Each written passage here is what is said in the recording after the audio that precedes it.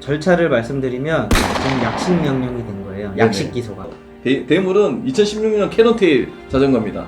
변호사 보수도 분명히 지급을 해야 되는데 그렇죠. 아까 이런 사건 같은 경우에 내가 억울하다 한다 하더라도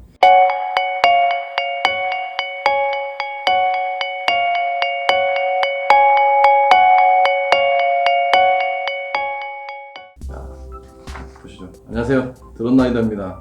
안녕하세요. 김항훈 변호사입니다. 네, 오늘은 자덕 변호사님을 모시고 자전거 어색하시죠?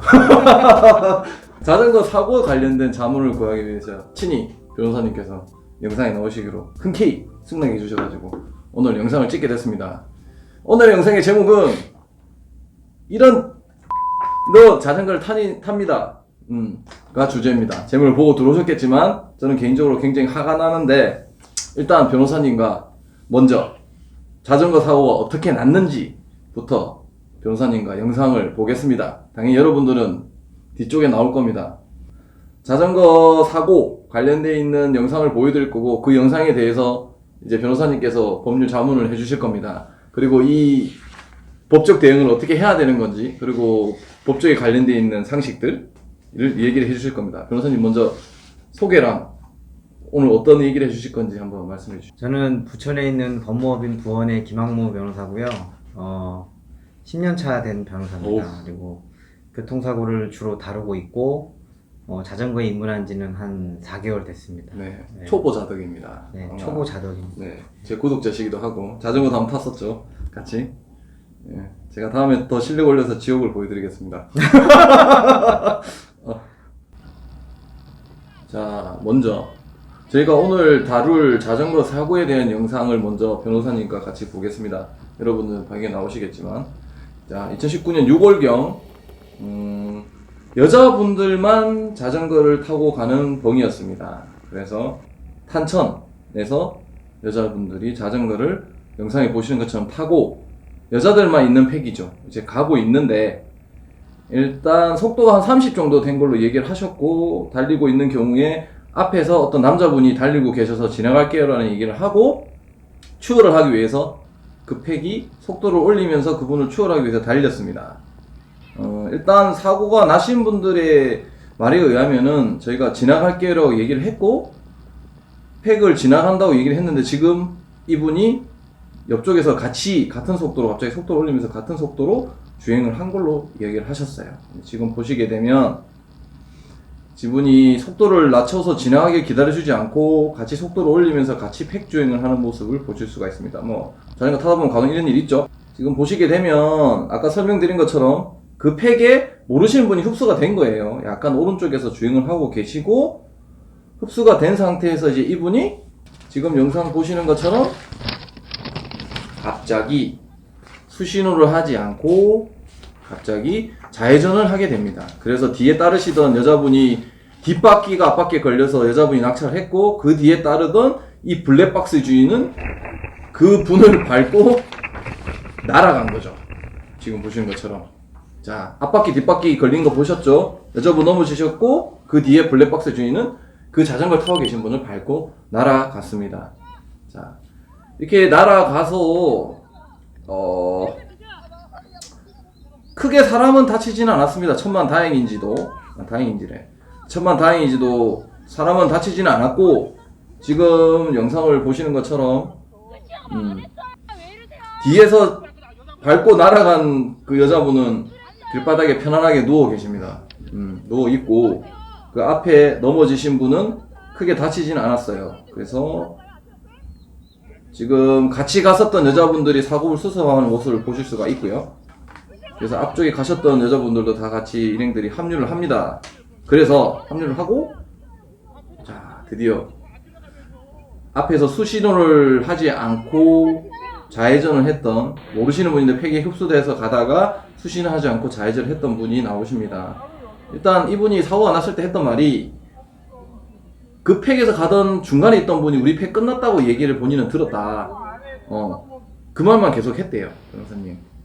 일단 그래서 자기는 팩이 끝난 줄 알고 뒤에 쳐다보지 않았고 수신호를 하지 않고 좌회전을 했다. 근데 그 좌회전에 이제 뒤에 분이 걸려가지고 낙차를 한 거고. 근데 저는 개인적으로 그렇게 생각합니다. 교통사고는 어떤 사고든 사고가 나면 사람이 괜찮냐고 먼저 물어봐야 되는 거 아닐까요? 그거는 뭐 제가 하도 많이 해보니까 네. 뭐 그게 이제 도덕적으로는 맞는데 네. 법률적으로는 뭐 굳이 그렇죠. 도덕적으로는 네 해야 되는데 이제 이분은 그 분들 말에 따르면 자기는 끝에 사람이 팩이 끝이라고 얘기를 했기 때문에 수신 없이 좌회전했다는 말을 계속 수도 없이 얘기를 했다고 합니다. 지금 음성으로 나오겠지만.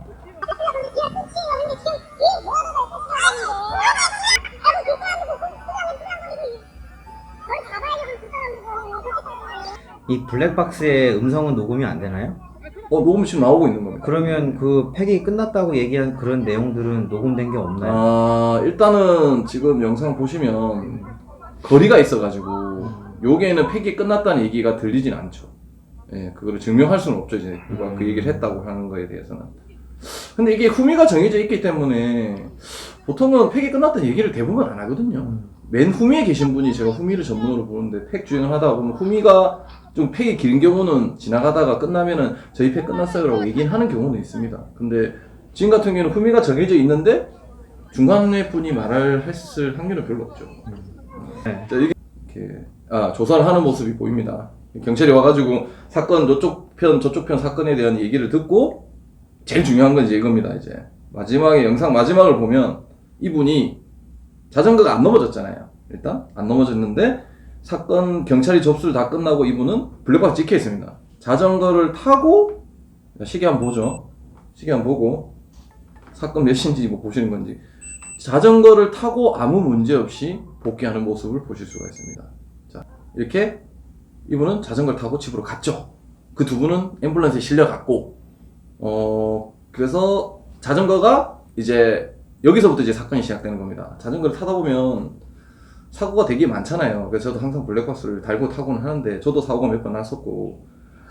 근데 이제 자전거 사고가 나면 일단 두 가지가 가장 큰 건데, 아니죠. 이제 첫 번째 가실이 누가 많으냐, 그 다음에 두 번째 사람은 괜찮은지, 그 다음 세 번째 우리의 친구 자전거가 괜찮은지. 네.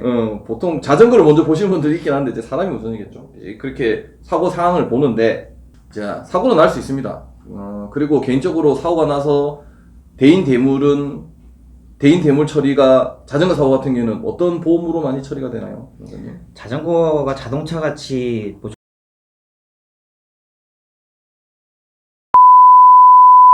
어쨌건 그는 일반 상식에 대해서 말씀을 드린 거고, 이제 이번에는 아까 보여드렸던 그 사고, 일단 자전거 사고가 나면 대인 대물에 대한 문제가 생깁니다. 그래서 아까 말씀하셨던 일상책임 배상보험이 가족 특약이 많기 때문에 대부분들이 가지고 계세요. 사고 나기 전에는 모르는데 사고 나고 확인해 보시면 대부분이 있습니다. 그래서 이제 그 보험으로 이런 사고들 같은 경우는 서로에 대한 대인 대물을 처리를 해줄 수가 있죠. 그러면 실제적으로 사고 난 사람들은 크게 신경을 안 써도 돼요. 자기 보험료가 뭐 더 오르는 것도 아니고 그렇기 때문에. 그런데 이번 사건은 뭐가 문제냐?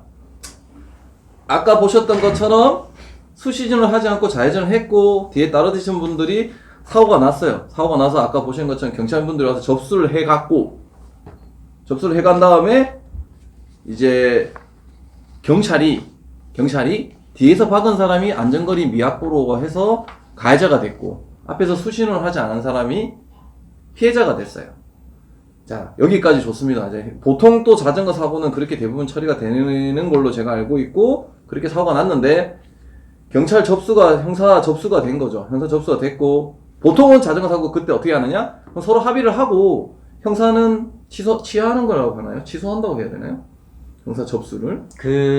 이제 일반적인 절차를 제가 좀 설명을 드리면, 일반 자동차 같은 경우에는 아까 자전거 사고가 났을 때 어떻게 대처해야 되는지를 변호사님이 아주 설명을 잘 해주셨고, 다시 이제 이번에 왔던 사건에 다시 돌아와 보겠습니다. 제가 이 사건을 왜 화가 난다고 얘기를 했냐면, 그렇게 해서 경찰에 사고가 접수가 됐고요. 자, 뭐 어쨌건 뭐 뒤에서 누가 박았건 누가 뭐 수신을 안 했건 어쨌건 사람은 크게 다치지 않는 사고가 됐어요. 그러면 솔직히 까놓고 보통 차닥들은 그렇게 사고가 나면 대물 처리를 합니다. 이제 대인을 하는 경우도 있고, 많이 다치지 않은 경우는 대물 처리가 중점으로 되거든요. 왜냐면은 비싼 자전거를 많이 타시기 때문에. 그리고 내 몸보다 자전거를 아끼시는 분들도 있잖아요. 내 몸보다 자전거 괜찮냐고 물어주는 상당히 많아요. 그런데 그래서 사고가 나면 보통은 아까 말씀드렸던 그 보험 처리를 하기 때문에 대부분 전소 처리를 합니다. 전소 처리를 왜 하냐? 카본 자전거를 가지고 있기 때문에 카본 자전거는 그 카본에 받았던 충격을 확인을 할 방법이 없어요. 크랙이 가거나 부러지지 않는 이상 이 카본의 강성에 어떤 문제가 있는지 확인할 수 없기 때문에 비파괴 검사라는 걸 합니다. 근데 이 비파괴 검사라는 게 검사 비용이 굉장히 비싸요. 근데 요즘에는 또 다른 게 나와서 좀 싸게 하긴 하던데, 그래서 이 비파괴 검사를 몇백만 원을 할래?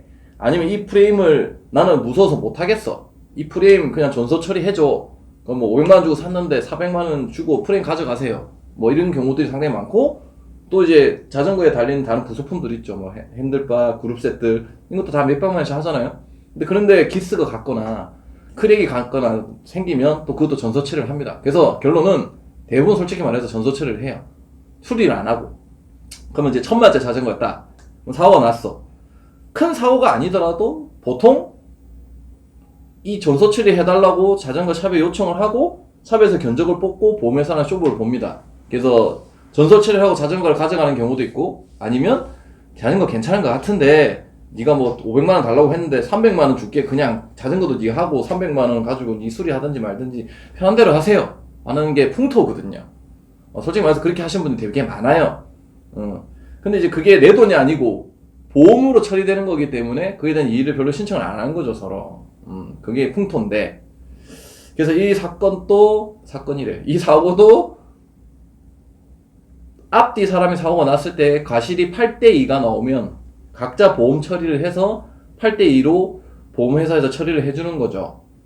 그런데 이분은 자기가 수신을 안 하고 사고를 유발했던 이분은, 자, 결론을 말씀드리겠습니다. 첫 번째, 대물 처리를, 전소 처리를 해달라고 했습니다. 지금 영상에 뒤에 사진이 나오겠지만 그분이 가지고 계신 자전거는 2016년 캐논테일. 제가 보니까 앞에 크랭크랑 브레이크는 1050, 나머지는 울테 그룹셋을 가지고 있고, 휠셋도 2016년 자이언트 SLR1 기본 휠이죠. 거의. 이 휠을 가지고 있습니다. 근데 이 자전거를 어떤 샵에 맡겼는데 그 샵에서 견적을 950만 원을 청구했다고 합니다. 새 걸 사도 950만 원이 안 하는 자전거인데, 자전거를 950만 원 대물을 청구를 했고요.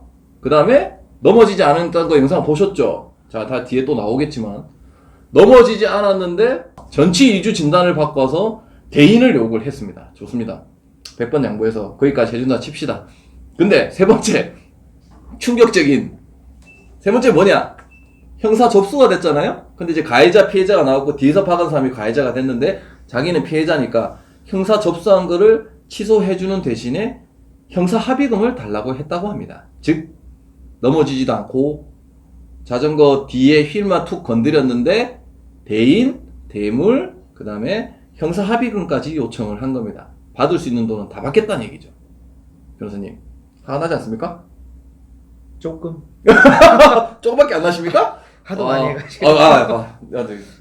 많은 것들을 하셨으니까 화가 안 나죠. 저는 그 얘기를 듣고 솔직히 말해서 진짜 욕하고 싶다 진짜. 진짜 욕하고 싶은데, 너무한 거 아닙니까? 같은 자덕끼리 뭐 누가 실수를 했고 잘못했건 간에 사람 안 다쳤으면 대충 대물 먹고 뭐 대인까지 조금 먹고 가시면 되지, 그거를 형사 합의금을 달라는 게 말이 됩니까? 이건 너무한 거 아니냐고. 제가 이 사건을 보고 처음에 이거는 좀 법원에서 다퉈봤으면 좋겠다라고 이제 말씀을 드렸었잖아요. 그렇죠. 근데 물론 이것도 제 개인적인 의견이지 법원의 판단과 다를 수도 있고, 일단 이 사건은 검사님이 보시기에는 후행하던 라이더분이 일단은 가해자라고 보시는 거예요. 근데 두 가지를 알아야 되는데, 첫째로 지금 이 피해자분은 그래도 뭐 대인 대물 다 처리하고 고소 취하해 줄 테니까 형사합의금을 달라 라고 얘기. 이거는 분명히 좀 어디 가서 그래도 법에 대해서 좀 상담을 들어오신 그러신 것 같죠, 당연히. 그러니까 아마 합의금을 요청하신 것 같고, 좀 어느 정도 법률적인 지시를 어디서 듣고 오신 분 같아요. 근데 제가 이제 이 사건이 좀 재밌으면 안 되지. 가해자는 고통스러우니까. 지금 흥미롭다. 네. 근데 좀 이게 왜 그러냐면, 도로교통법과 교통사고 처리 특례법을 전제를 하지만, 자동차가 아니라 자전거 사고예요. 그렇죠. 그리고 자전거 사고에 대해서 뭐 유무죄를 치열하게 다퉈본 케이스는 별로 없을 거예요. 그렇죠. 그리고 제가 했던 케이스 중에 뭐가 있냐면, 그 공원에서 네. 우리 일반적인 공원을 가면 인도가 있고 자전거 도로가 그쵸, 있잖아요. 그쵸. 근데 제가 했던 것도 대학생이었는데 네네. 우리 사실 인식이 물론 자전거 도로로 가야 되지만 사람 주말에 막 사람 부쩍부쩍하면 보행자분들도 인도만 다니는 거 아니잖아요. 그쵸. 사실은 자전거 도로도 많이 돌아오시고 네. 그러다 보면 이게 막 얽히고 설켜가지고 자전거를 타다가 인도로도 온단 말이에요. 근데 인도에 와서 꽤 많이 다쳤어요. 사실 이 사고 같은 경우는 자전거가 보행자분. 보행자분이 네. 자전거랑 부딪혀가지고 많이 다쳤다. 네, 그래서 어린 학생이었고 전과도 네네네. 전혀 없음에도 불구하고 그 학생은 오히려 이제 정식으로 공소제기가 됐고 네네. 다행히 이제 피해 합의가 좀 잘 원만이 돼가지고 법원에서 이제 선고유예 판결을 받았고 선고유예가 뭔가요? 그러니까 형을 선고하지만 그 형 선고 자체를 유예한다는 거예요. 그러니까 이거는 몇 년이 지나면 그 형의 선고 자체를 그냥 실효시켜 버리는 거기 때문에 법원에서 해줄 수 있는 가장 관대한 처분을 내려주신 거예요. 집행유예랑 다른 거죠. 집행유예는 뭐 범죄 전력이 남는 거죠. 그거는 뭐 전과가 남는 거고요. 네네. 네. 법원에서 제일 좋게 해줄 수 있는 게 선고유예다. 검찰에서 해줄 수 있는 게 검찰에서. 기소유예고, 기소유예고. 네, 마찬가지로 그거와 대응해서 법원에서 해줄 수 있는 게 선고유예예요. 그런데 이제 그렇죠. 다시 이 사건으로 들어와 보면 네네. 제가 앞서 말씀드린 케이스는 뭐 사고 경위에 별로 다툼이 없었어요. 네네. 근데 뭐 자전거가 보행자 도로를 들어오는 게 명백하니까. 네네. 근데 이 사건은 제가 좀 유무죄 판단을 주장해보고 판단해볼 수 있겠다라고 한 게 뭐냐면 이 자전거에 대한 팩 문화가 아직 없잖아요. 그렇죠. 그런 거에 대한 인식이나 어떤 법리 이런 거에 대해서 판단하는 게 아직은 없어요. 적어도 제가 검색해본 바로는 아직은 없고 네네. 지금 보면 도로교통법이 어떻게 보면 차마의 통행 방법에 대해서 가장 기준이 되는 법률인데 모든 분들이 이제 그 뒤에 후행하던 차량에 의해서 사고가 나면 안전거리 미확보가 절대적이고 제1의 기준이 된다고 판단을 하시는데 네네. 그렇진 않거든요. 도로교통법에 차마의 통행에 대해서 쭉 그 방법에 대해서 법률 규정을 쭉 열거해놓고 있고 안전거리 확보하라는 것도 하나의 그냥 요소일 뿐이지 그렇죠. 이게 최우선의 기준이 되진 않아요. 마찬가지로 지금 이 사건에서도 마찬가지로 안전거리 미확보의 주의무도 있지만 그 앞서 사고 났던 지금 피해자라고 지칭이 된 그분도 지금 수신호를 지키지 않은 사고가 있단 말이에요. 네네. 그러면 사실은 후행하던 라이더의 안전거리 미확보 이 하나하고 선행하던 그 라이더의 수신호 위반 이 두 가지 과실은 분명히 있는 건데 네. 이 과실 비율의 판단을 제가 아까 말씀드린 대로 사실심 법관이 한다고 했잖아요. 그렇죠. 그럼 반대로 이 사건에서는 이제 어차피 법원에서 지금 정식재판 청구가 됐기 때문에 법원에 이제 판사님께서 과연 이 사고의 주된 원인 뭐 정말 비유적으로 그냥 수치로 얘기한다면 하다못해 51대 49가 나오더라도 이 선행하던 라이더하고 후행하던 라이더하고 누가 더 과실 비율이 큰가 이거를 이제 판단을 하시게 될 거예요. 그래서 일단 여기 질문이 하나 있는데 네. 수신호라는 게 변호사님이 전번 말씀하신 것처럼 차도 깜빡이가 고장나면 손으로 수신호를 해야 된다는 얘기를 제가 그래서 했던 것 같죠. 법령을 찾아봤 네네. 보면 안전거리 확보가 도로교통법 19조 1항에 있어요. 네, 19조 1항. 네, 근데 이거 제가 그대로 읽어드릴게요. 네. 모든 차의 운전자는 자전거도 차니까 네네. 모든 차의 운전자는 같은 방향으로 가고 있는 앞차의 뒤를 따르는 경우에는 네. 앞차가 갑자기 정지하게 되는 경우 그 앞차와의 충돌을 피할 수 있는 필요한 거리를 확보하여야 한다예요. 이게 거리가 명기되어 있는 게 아니네요. 이거는 말 그대로 그 관념상 사회 통념상 판단하는 거예요. 처음 알았네요. 우리가 예를 들어서 고속으로 달리는 저 고속도로에서는 더 확보를 제동거리가 더 기니까 확보를 많이 해야 될 것이고 자전거 같은 경우에는 잡으면 바로 그냥 쓰잖아요. 그렇죠. 그러니까 당연히 이거를 뭐 똑같이 고속도로에 달리는 차량하고 자전거 도로를 달리는 자전거하고 똑같이 100m, 50m 하는 거는 사실 그게 더 상식에 반하는 거기 때문에 법에서는 필요한 거리라고 규정하고 있어요. 역시 전문가랑 얘기했네. 반대로 이제 또 네. 도로교통법 38조 보면 38조. 차의 신호라고 해가지고 네. 이것도 제가 그대로 읽어드릴게요. 모든 차의 운전자는 좌회전, 우회전, 횡단, 유턴, 서행, 정지 또는 후진을 하거나 같은 방향으로 진행하면서 진로를 바꾸려고 하는 경우에는 네. 손이나 방향 지시기 등 이게 이제 우리가 흔히 말하는 깜빡이겠죠. 그렇죠. 또는 등화로서 그 행위가 끝날 때까지 신호를 하여야 한다 끝날 때까지. 라고 돼 있고 2항에서 제1항의 신호를 하는 시기와 방법은 대통령령으로 정한다 라고 돼 있어요. 그래서 네네. 대통령령인 도로교통법 시행령 21조 별표 2에서는 네네. 뭐라고 돼 있느냐, 이것도 제가 그대로 말씀드릴게요. 좌회전, 횡단, 유턴 또는 같은 방향으로 진행하면서 진로를 왼쪽으로 바꾸려 할 때, 네. 지금 딱 이 사건이죠. 그렇죠. 자, 신호를 하는 시기는 어디로 돼 있냐? 그 행위를 하려는 지점, 좌회전할 경우에는 그 교차로의 가장자리에 이르기 전 30m, 가로 열고 고속도로에서는 100m 이상의 지점에 이르렀을 때 신호를 하도록 돼 있고, 신호의 방법은 뭐냐? 왼팔을 수평으로 펴서 차체의 왼쪽 밖으로 내밀거나 오른팔을 차체의 오른쪽 밖으로 내밀어 팔꿈치를 굽혀 수직으로 올리거나 왼쪽의 방향 지시기 또는 등화를 조작할 것, 이렇게 돼 있어요. 그럼 자전거도 실제적인 이 법령에 따르면 30m 전에 수신을 해야 되는 거네요, 그러면? 그래서 제가 말씀드리고 싶은 게 뭐냐면, 네. 저도 뭐 자전거 입문한 지 뭐 3개월밖에 안 됐지만 최소한 그 좌회전하고 우회전 깜빡이는 다 하잖아요. 네네. 이렇게 하잖아요. 수신호. 네. 그 동영상에 보니까 있으시던데. 위에 나옵니다. 사실은 이 사건도 보면 네. 분명히 그 후행하던 라이더분이 도로교통법 아까 제가 말씀드린 19조 1항에 따른 안전거리를 확보하지 못한 과실은 있어요. 네, 있어요. 근데 반대로 선행하던 남성 라이더분도 마찬가지로 도로교통법 38조에 따른 수신호를 하지 않은 과실이 분명히 있어요. 자, 그러면 두 가지 과실이 분명히 있는데 가피를 결정하려면 이 과실 중에 누가 더 이 사건 사고의 주된 원인을 제공했냐를 봐야 되는데, 그렇죠. 제가 여기서 꼭 그 법원의 어떤 선행 판결이 나왔으면 좋겠다, 좀 실험적인 판단이 나왔으면 좋겠다라고 말씀드리는 지점이 팩문화예요. 팩.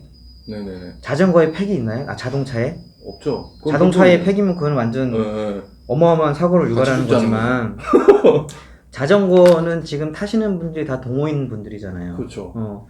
자전거는 원래 프로 선수들도 팩 문화가 있고 펠로톤을 하죠. 한강이나 이럴 때 가보면은 자전거 팩 문화가 굉장히 발달돼 있어요. 그리고 그렇죠. 이 팩을 하는 이유가 저는 잘 모르지만 어쨌든 제가 듣기로는 그 바람의 저항, 그렇죠. 이 자전거의 속도라든가 뭐 에너지 소비에 영향을 미치기 때문에 그렇죠. 이 팩을 형성해서 가는 걸로 저는 알고 있어요. 그리고 지금 이분이 동영상에서도 말씀하시는 진술 내용을 보면 자기는 팩이 끝난 줄 알고 있었다라는 진술을 하시잖아요. 계속 그 말하죠. 근데 요거는 반대로 말하면 안 끝났는지, 그런 진술을 팩에 있던 여성분이 했는지 안 했는지는 논외로 하더라도 그렇죠. 이 전방에 달리던 라이더 분도 자전거를 타면서 팩이라고 하는 용어, 그리고 팩이라고 하는 문화나 어떤 관념, 이 동호인들이 가질 수 있는 생각 자체, 인식은 본인도 분명히 가지고 있다라는 거예요. 그렇죠. 그러니까 그 말을 했죠. 사실 저도 그렇고 제주의 모든 사람들이 팩이 뭔지도 몰라요. 몰라요? 저는 자전거에 이제 제가 3개월 전에 자전거 입문하기 전에는 팩이라고 그러면 음식 담는 팩을 알았지 전혀 몰랐단 말이에요. 근데 이걸 왜 말씀드리냐, 자전거 아까 그 동영상 보면 처음에 동영상을 시작할 때 보면 여성분들이 쭉 팩을 이뤄서 가요. 그렇죠. 그리고 그분도 그거를 알고 팩에 일단 합류를 하셨고, 그렇죠. 그러면 이게 무슨 법령에는 있는 건 아니지만 어떤 그 사회 상교 내지는 자전거 동호인들이 판단할 수 있는 내용에 비추어 보면 이분도 팩에 들어온 이상은 그 부분에 대한 인식이 있었다면 최소한 아까 말한 그 도로교통법에 규정한 수신호, 그리고 실제 자전거 동호회 분들이 수신호는 굉장히 잘 지키는 걸로 저는 알고 있거든요. 그렇죠. 특히 진로를 변경할 때만큼은. 그래서 그런 부분들을 분명히 본인도 인지를 하고 준수해야 될 의무가 있다고 저는 보여지고, 팩이라는 거는 기본적으로 안전거리 미확보하고 조금 상충될 수밖에 없는 게, 네네. 안전거리 확보는 말 그대로 자전거 같은 경우라도 5m든 10m든 전방에 어떤 사고가 날지 모르니까 그거를 좀 주시하기 위해서, 예방하기 위해서 네네. 거리를 확보하라는 건데, 팩은 아까 제가 말씀드린 대로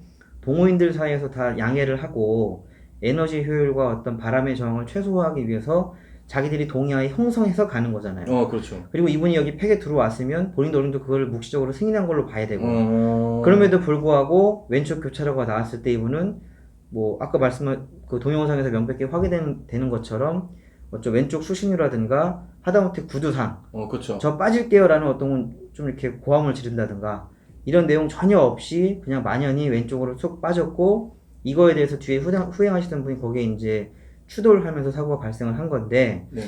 이런 동호인들 사이의 어떤 팩이라고 하는 개념이 전제가 된다고 했을 때 과연 이 사고의 주된 원인을 그 후방에 있는 라이더분의 안전거리 위약부로 볼 수 있을지 이건 물론 제 주장이긴 합니다만은 이런 부분은 조금 저는 좀 법원의 판단을 좀 받아봤으면 좋겠고 사실은 지금 그 자전거 동호인 수가 굉장히 기하급수적으로 늘어나고 있잖아요. 그렇죠. 그래서 이런 선례가 굉장히 많을 거기 때문에 구독자 좀 기하급수 좀 늘었으면 좋겠어요. 네, 그래서 이런 부분은 조금 법원에서 좀 판단을 받았으면 좋겠다는 게 제 희망사항입니다. 보셨죠?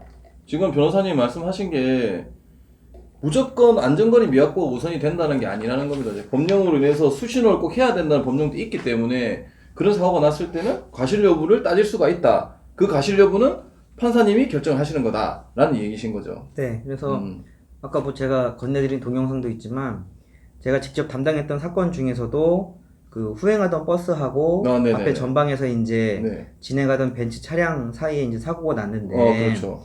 처음에 그 사건도 전방에서 이제 진행하던 벤츠 차량이 좌회전 깜빡이 없이 그 차선으로 바로 들어왔단 그렇죠. 말이에요. 영상에 봤습니다. 영상이 나올 겁니다. 네, 그 사건도 처음에 경찰에서는 후행하던 버스가 무조건 안전거리 위약부로 가해자로 지목을 했어요. 네. 근데 이 사건도 제가 아까 말씀드린 것처럼 그 본청에다가 교통사고 조사 이의 제도 이의 신청을 아까 해서 말씀하셨던. 네, 본청에서 이제 가해자 피해자가 뒤바뀐 이제 그런 사고기 때문에 그러면 그 사건도 검찰에 넘어가기 전에 이의 신청을 했던 건가요? 넘어가서 네, 넘어가고 이제 나서? 가해자 피해자가 바뀌었고 네네. 다만 그 사건은 이제 자동차라 종합보험이 가입되어 있었기 때문에 처분은 안 되고. 처벌은 안 되고 공소권으로 처벌을 끝났죠. 네.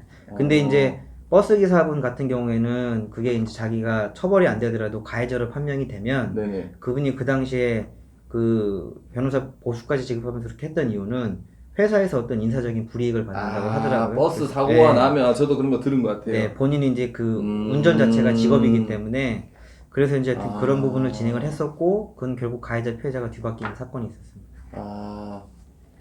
무조건 후방 충돌이 문제가 아니라는 얘기죠. 그럼 자 여기서 제가 궁금한 게 지금 영상에 보셨던 그 자전거 사고 같은 경우에는 검찰에 넘어갔어요. 자 상황 설명을 드리면 경찰 조사가 끝났고 검찰로 넘어갔습니다. 검찰로 넘어갔는데 후방에서 박은 사람이 가해자가 됐고 이제 앞에 사람이 피해자가 됐어요. 그럼 이제 형사 합의금을 제가 궁금한 게 있는데 이게 6대 4든 아니면 뭐 4.9대 5.1이든 이렇게 형사 합의를 하게 되면 6대 4라도 6이 4한테 합의금을 줘야 되는 건가요? 가해자로 일단 피고인으로 지정이 돼서 네. 기소가 됐으면 네.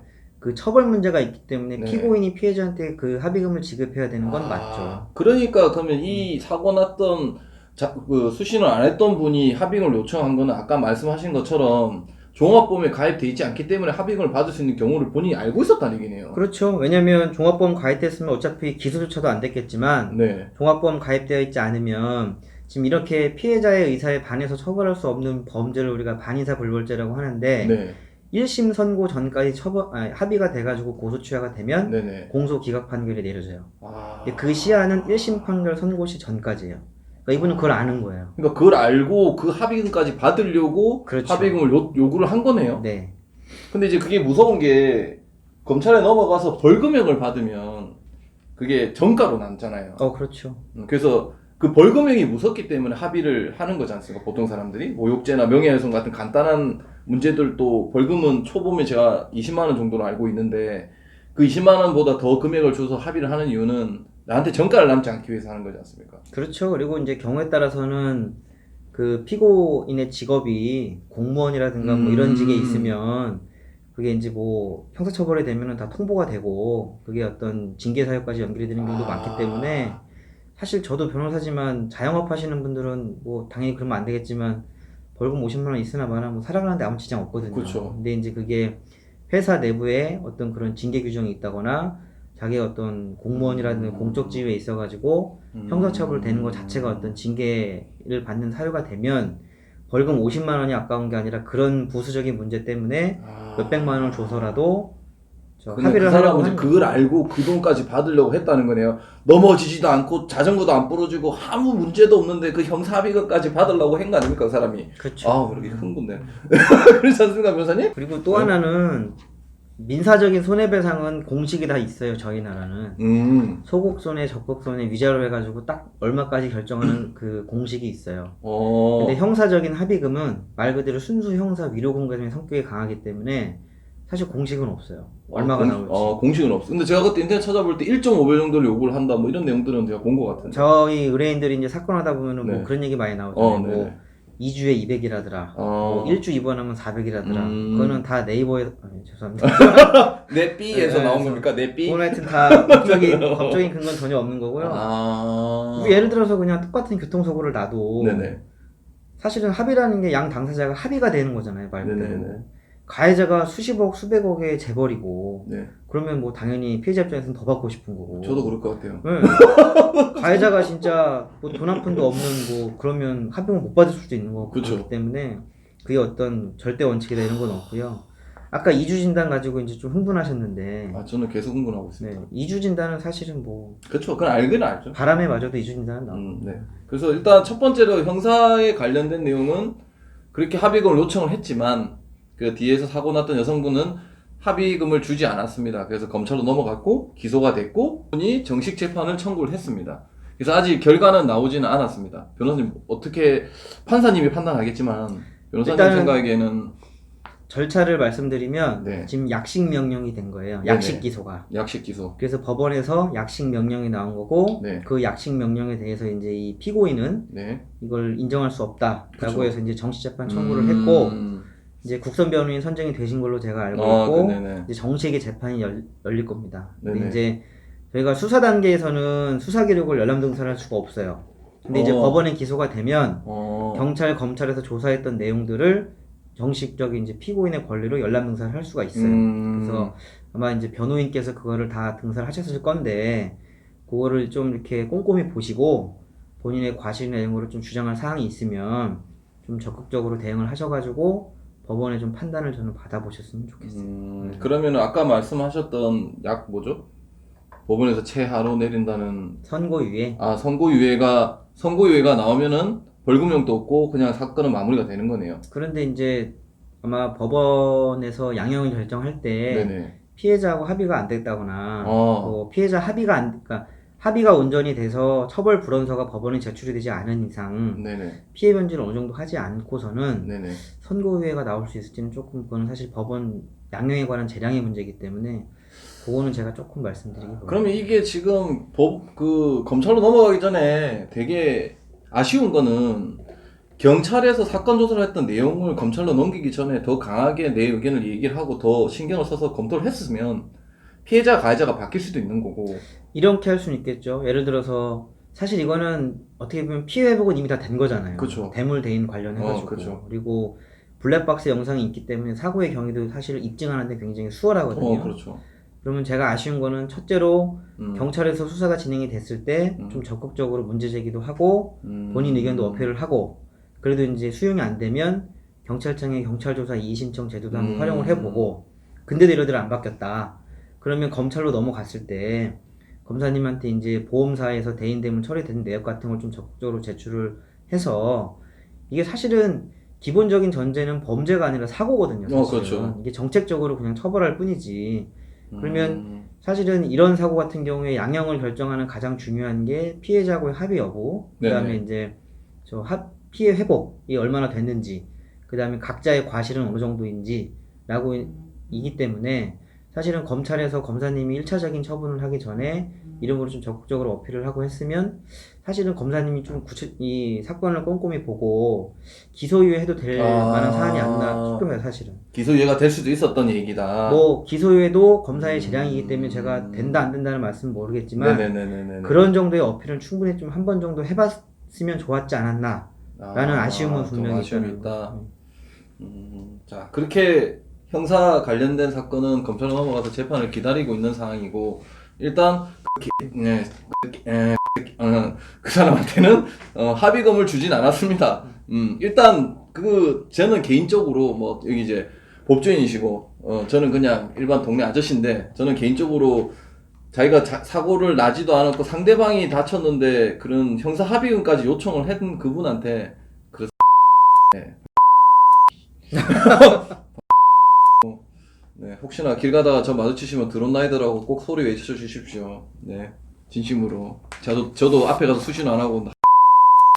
협박하시는 거예요? 네? 협박하시는 거예요? 아, 이거 협박죄인가요? 네, 삐 처리하겠습니다. 죄송합니다. 어쨌건 이건 인간적으로 저는 참 뭐 아니라고 봅니다. 그렇게 형사는 됐고 대물은 자 끝난 게 아닙니다. 이제 이분 진짜 어마어마하신 분입니다. 어마어마하신 분. 대물은 2016년 캐논테일 자전거입니다. 브레이크랑 크랭크는 10 온 것 같고 나머지는 울테 그룹셋을 가지고 있고 휠셋은 2016년식 자이언트 SL1 기본 휠입니다.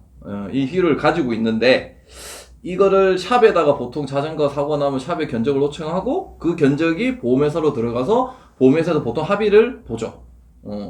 그래서 뭐 적당히 좀 사고 나면은 어느 정도 플러스 되는 경우들이 상당히 많은데 양심껏 해야 되는데 이제 이분은 이 자전거를 실제적인 자전거 가격이 지금 사면 한 500선 안 될 것 같아요. 제 생각에는 뭐 가격을 검색을 해봐야 되겠지만 근데 그 샵에서 900만원 950만원 견적이 나왔답니다. 아니 그 자전거가 일단 950 견적이 어떻게 나오는 거지?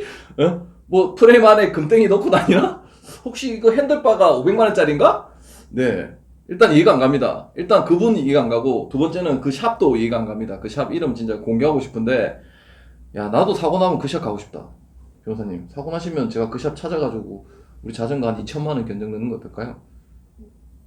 노코멘트하게. 자, 네, 나도 사고 나면 그 샵 가고 싶네요. 참 양심 없는 샵이네. 그렇게 해서 보험회사가 잔소 처리 부분 인정하겠다고 해서 피해자가 견적이 900만원 들어왔는데 보험회사에서 말도 안 되는 소리 하지 마라 라고는 안 했겠죠. 어쨌건 말 안 되는 소리니까 300만원 줄게 전소 처리하자 라고 얘기를 했답니다. 일단 뭐 그분이 자전거를 중고를 샀는지 새걸 샀는지 난 모르겠고 300만원에 했는데 그분이 그랬답니다. 300만원 받고 자전거 어차피 가져가봐야 너거 필요 없으니까 놔주면 안 돼. 그렇죠. 300만원 그냥 꽁돈. 그러면 이제 보라 울트라 정도 하나 사겠네요. 휠을. 그렇게 했는데 이제 보험회사에서 360만원을 줬네요.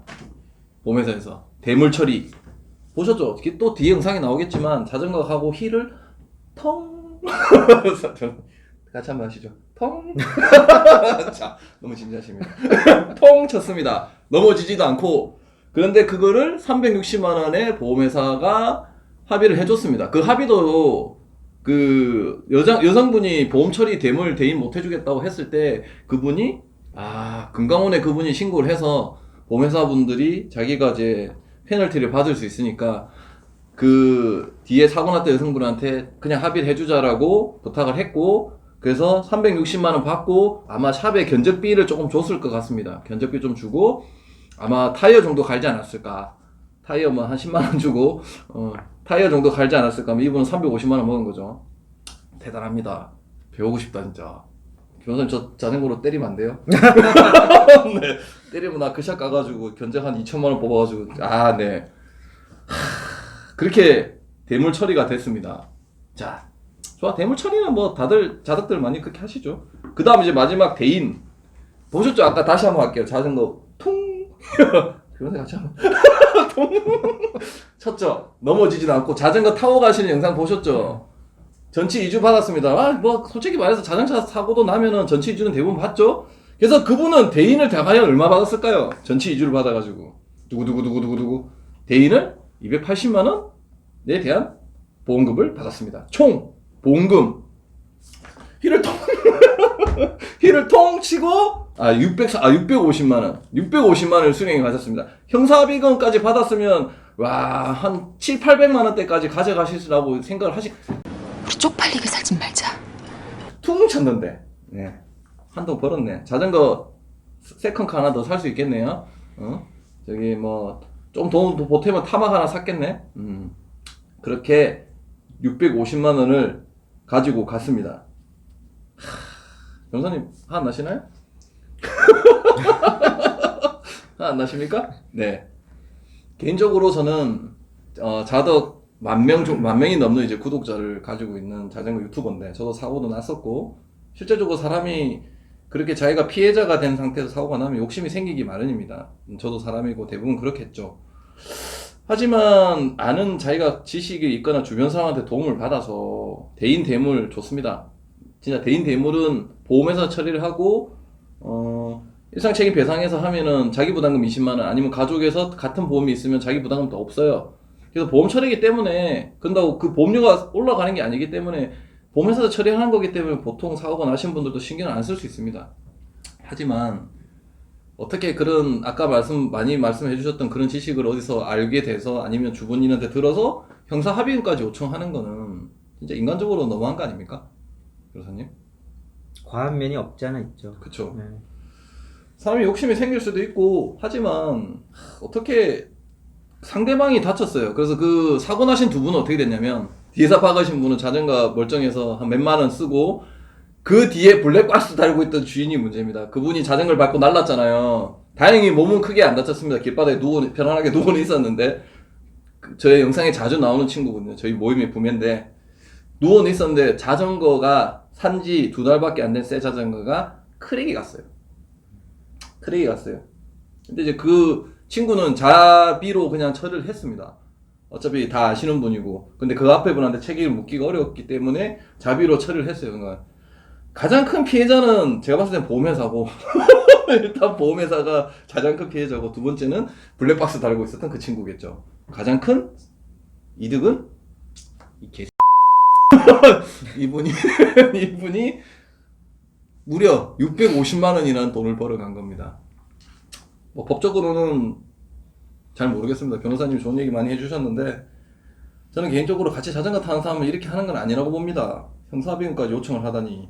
변호사님 지금 이번 사건을 보시고 여러 가지 좋은 얘기 많이 해주셨잖아요. 첫 번째, 이거는 종합보험이 등급이 아니기 때문에 처벌받을 수 있는 자전거는 사고다. 네. 그렇죠? 네. 그 다음에 자기 보험의 일상책임 배상보험은 꼭 확인을 해봐라. 네. 그렇죠? 그리고 경찰에서 조사를 할 때 자기 의견을 충분히 녹여서 말하도록 관심을 가지고 그 문제가 됐을 때는 이의를 제기할 수 있다. 네.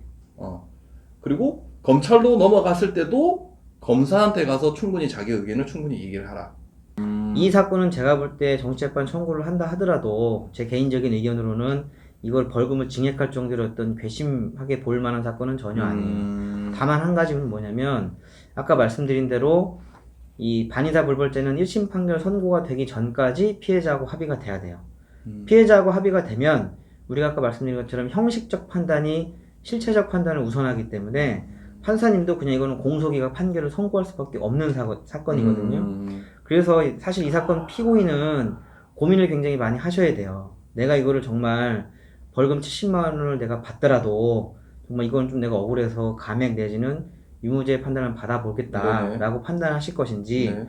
아니면 나의 어떤 뭐 법감정에 따라서 내가 전과 기록 남는 게 너무나 싫고 네. 아니면 내가 뭐 직업이 공무원이라든가 뭐 이런 회사에서 어떤 인사상의 불이익이 있기 때문에 그냥 조금 속된 말로 좀 기분 더럽고 하더라도 그냥 형사합의금을 지급하고 뭐 이렇게 그냥 저 피해자하고 합의를 봐서 공소기각의 판결을 받을 것인지 요거는 분명히 좀 고민을 하셔야 됩니다. 근데 이게 국선 변호사님이 선임이 됐으니까 그분이 잘 변호를 해주셔가지고 선고유예가 될 수도 있지 않을까요? 뭐 그거는 얼마든지 가능성이 전혀 없다고는 제가 말씀드리지 않고요. 근데, 그렇죠. 예, 근데 아마 이미 약식 명령이 나왔다는 거는 법원에서 판사님이 한 번은 이걸 봤다는 거기 때문에 약식 명령 발령한 이후에 사정 변경이 별로 없으면 선고유예도 사실은 굉장히 극히 드물거든요. 네네네. 제가 아까 말씀드린 공원에서의 사고 같은 경우에는 피해자가 굉장히 크게 다쳤음에도 불구하고 네. 그 아까 말한 일상배상 특약으로 그 인적 손해에 대해서는 다 피해 보전이 됐고 추가적으로 그 학생의 부모님들이 형사합의금도 좀 어느 정도 지급을 했기 때문에 처벌 불원사가 들어가서 이제 선고유예가 나온 것이고 아마 약식명령 발령된 이후에 사정 변경이 없으면 법원에서 선고유예를 막 사고의 내용이 경미하다고 해서 막 해주는 건 아니기 때문에 좀 그 부분을 뭐 사고 내용이 경미하니까 선고해 줄 거다 이렇게 장담할 수는 없습니다. 그럼 이게 첫 번째 경찰에서부터 단추가 잘못 끼는 거네요. 저는 조금 다퉈봤으면 어쩔까 하는 아쉬움은 있어요. 이게 사건을 좀 일찍 알았으면 그때부터 조금 적극적으로 대응을 했으면은 네. 결과가 바뀌었을 수도 있다. 네. 자, 그럼 변호사님 마지막으로 좀 궁금한 게 있는데 지금 이런 분이 있잖아요.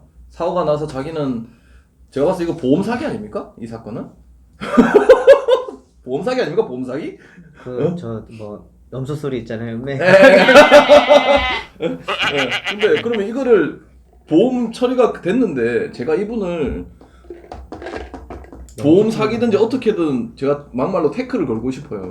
그렇게는 안 됩니다. 안 돼요? 네. 법적으로 어떻게 할 수가 없어요? 보험 사기라고 하면 그거는 사실은 형법상 사기죄이기 때문에 네. 사고가 나지 않았음에도 불구하고 보험 접수를 했다든가 네. 아니면은 뭐 진짜 내가 치료가 2주 진단밖에 안 나왔는데 뭐 우리 흔히 말하는 사무장병원 내지는 뭐 다른 것과 결탁해가지고 뭐 10주 진단을 받아가지고 정말 과하게 했으면 모르겠지만 사실 이분이 지금 이 정도의 사고 내용을 가지고 650만 원의 보험금을 받은 게 네. 물론 과하다고는 할 수 있어요. 네. 근데 이게 전혀 원인이 없는 건 아니잖아요. 그리고 과하다는 거는 제가 아까도 자꾸 이제 객관적으로 이제 말씀을 못 드리겠는 게 다른 한편으로 보면 이분은 어쨌든 절차와 제도 내에서 본인이 취할 수 있는 최대한의 이득은 받으신 거예요. 그걸 이제 윤리적으로 도덕적으로 비난할 수 있을지언정 그걸 법적으로 보험 사기라고까지 하기는 변호사님 그래 말하면 저는 뭐가 됩니까? 예? 변호사님 그래 말하면 저는 뭐가 됩니까? 그래서 제가 요거는 좀 말씀드리고 싶은데 네. 이거는 교통사고도 마찬가지거든요. 근데 우리나라는 보험사에 물론 개별 보험사마다 조금 시스템의 차이는 있어요. 네. 근데 이분은 굉장히 이 보험사의 생리라든가 일하는 절차를 굉장히 잘 알고 계신 분 같아요. 제가 추정컨대 그 우리나라는 저 손해배상 액수를 결정하는 게 아주 공식처럼 빡 정해져 있습니다. 이분 지금 저 자전거 무너졌죠? 네. 그럼 이게 대물손해니까 대물손해는 사실 보험 용어고 법률적으로는 적극적 손해라고 하는데 네. 내가 이 사건 사고 때문에 굳이 부담하지 않아도 될 새로운 손해가 발생된 거예요. 네. 이게 적극적 손해라고 그러고 2주 진단밖에 나오지 않았지만 예를 들어 입원하는 경우도 있을 수 있잖아요. 그렇죠. 뭐 사고 나가지고 쇄골뼈가 부러져서 입원한다거나 그러면 내가 일 못하잖아요. 그때 발생하는 게 소극적 손해. 네네. 대부분의 분들이 요거는 많이 아세요. 알죠. 근데 위자료가 있는 건 대부분 분이 모르세요. 근데 위자료도 또 아까 과실비율하고 비슷해요. 위자료는 그 누구도 결정할 수 없어요. 그것도 사실심 법관이 결정을 해요. 그래서 사실은 보험사에서도 이제 얘기 나오면은 뭐 약관이 어떻고 뭐 상해 등급이 얼마기 때문에 위자료 뭐 몇십만 원 준다고 하는데 사실은 그건 아니에요. 위자료는 더 많이 받을 수 있는 거고 주장을 하셔도 돼요. 반대로 또 뭘 말씀드리고 싶으냐면 지금 이런 경우에도 보면 보험사마다 좀 금액에 조금 차이는 있지만 그 사람이 예컨대 사망하거나 중상해를 당해가지고 산정해보니까 손해보상금 보험금이 몇 천만 원이 된다. 네네. 이런 경우에 당연히 소송을 하고 다 하겠지만 네네. 좀 상대적으로 소액인 경우에는 네. 보험사에서 어떤 업무의 프로세스 자체가 좀 가급적이면 합의를 하고자 하는 경우가 있는 경우가 그렇죠. 많아요. 네. 근데 또 하나 또 이분같이 이제 금감원에 민원을 넣고 하면 사실은 보험사 입장에서는 금감원이 굉장히 좀 관리 감독을 받는 입장이기 때문에 네네. 그 민원에 대해서 굉장히 좀 머리가 아픈 건 사실이거든요. 네. 그러니까 이분이 이제 금감원에 민원 넣었다는 것도 뭐 검색을 했건 조언을 받았든 간에 그런 내용을 알고 계신 거예요. 그래서 저는 반대로 아마 보험사의 직원분은 굉장히 괴로우셨을 거예요. 그럴 것 같아요. 이쪽에서는 네. 금감원 민원 넣어가지고 빨리 하자 그러고 자기가 볼 때 좀 부당하지만 자기의 재량 있는 범위 내에서는 어떻게든 빨리 이걸 좀 처리하고 싶고 하는 경우도 있을 거고 제가 담당했던 사건 중에는 진짜 뭐 블랙박스 보면 정말 사고 내용이 경미한데도 불구하고 네. 3년 동안 지불 보증 받아갖고 치료한 경우도 있어요. 그런 경우 사실 굉장히 비일비재합니다. 그럼 마디모 있지 않습니까? 마디모도 제가 할 말이 많은데 그건 제가 다음에 하겠습니다. 그래서 마디모를 절대적으로 신뢰하는 건 좀 일단 1차는 사고가 안 나는 게 제일 좋은 거네. 제일 좋죠. 네. 근데 이분은 사고 나서 좋은 것 같은데?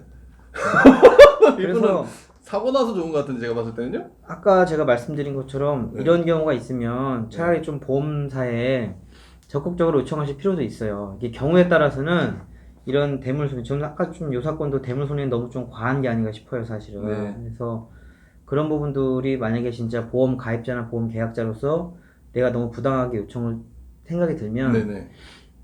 그런 부분에 적극적으로 우리도 의사표시할 필요가 있어요. 이건 내가 도저히 인정할 수 없다. 차라리 아무리 소액 재판이라고 하더라도 뭐 역으로 보험사에서 채무보존제 확인 소송을 들어가는 경우가 있어요. 네네. 저도 그런 경우 소송들이 많이 하는데 피해자하고 합의가 정 안 되고 피해자 측에서 너무 과한 뭐 2주 나왔는데 몇 천만 원 달라고 한다거나 하면 보험사 입장에서 먼저 채무보존제 확인 소송을 걸어요. 그러니까 내가 당신한테는 이만큼 이상, 예를 들어서 뭐 100만 원 이상, 200만 원 이상의 채무는 존재하지 아니함을 확인한다라는 소송을 먼저 제기하는 경우도 있기 때문에 그런 것도 한번 적극적으로 보험사에다가 자기 의사표시를 하는 것도 필요할 수 있어요. 제가 볼 때는. 그래서